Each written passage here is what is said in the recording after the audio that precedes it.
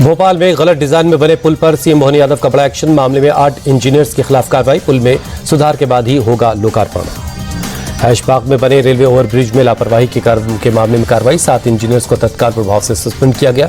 एक पूर्व इंजीनियर के खिलाफ विभागीय जांच के आदेश।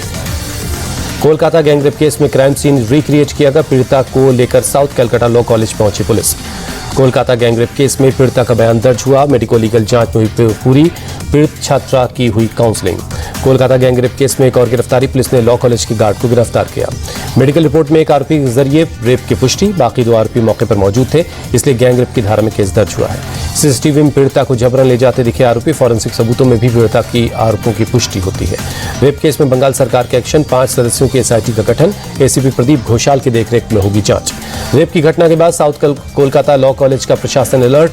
कैंपस में लगाए जा रहे हैं सीसीटीवी कैमरे। रेप केस में गिरफ्तार एक आरोपी के पिता ने कहा, अगर घटना में मेरा लड़का दोषी पाया जाता है तो उसे कड़ी सजा मिले। साउथ कोलकाता लॉ कॉलेज में रेप की घटना पर बीजेपी का प्रदर्शन। केंद्रीय मंत्री सुकांत मजूमदार के साथ बीजेपी कार्यकर्ताओं ने जताया विरोध।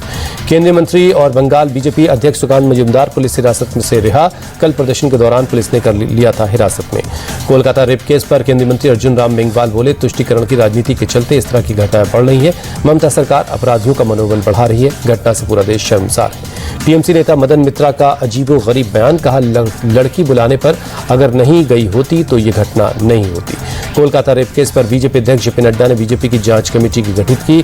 घटनास्थल का दौरा कर कमेटी को सौंपेगी रिपोर्ट। बीजेपी सांसद संबित पात्रा ने साधा निशाना। कहा, बंगाल की सीएम खुद महिला है, फिर उनके राज्य में महिलाओं पर जघन्य अपराध हो रहे हैं। संबित पात्रा का ममता सरकार पर आरोप। बंगाल में जितने भी गैंगरेप हो रहे हैं सभी सत्ता प्रायोजित है। बंगाल कांग्रेस नेता अधीर रंजन चौधरी बोले, बंगाल में कानून व्यवस्था बद से बदतर हो रही है। कल्याण बनर्जी के बयान पर बोले कांग्रेस नेता भूपेश बघेल, देश के हर नागरिक और बेटियों को सुरक्षा देना पुलिस का काम है। अभिनेत्री शेफाली जरीवाला की मौत के मामले में जांच जारी है। सूत्रों के मुताबिक शुरुआती जांच में लंबे वक्त से एंटी एजिंग दवाएं लेने की मिली जानकारी। 27 जून को शेफाली के परिवार ने एक पूजा रखी थी, जिसकी वजह से शेफाली ने दिन में उपवास रखा था। इसके बाद भी शेफाली ने एंटी एजिंग दवा का इंजेक्शन लिया था।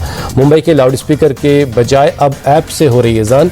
माहिम इलाके की एक मस्जिद ने सबसे पहले अजान ऐप की शुरुआत की है। दिल्ली की मुख्यमंत्री रेखा गुप्ता वृंदावन पहुंची। बांके बिहारी मंदिर में दर्शन और पूजा अर्चना कर आशीर्वाद लिया। गुजरात के भावनगर में संडे ऑन साइकिल कार्यक्रम। केंद्रीय मंत्री मनसुख मांडविया हुए शामिल। प्रतिभागियों के साथ साइकिल चलाकर फिट रहने का संदेश दिया। शिमला में हाफ मैराथन का आयोजन हुआ। राज्यपाल शिव प्रताप शुक्ला ने हरी झंडी दिखाई। बड़ी संख्या में लोग पहुंचे।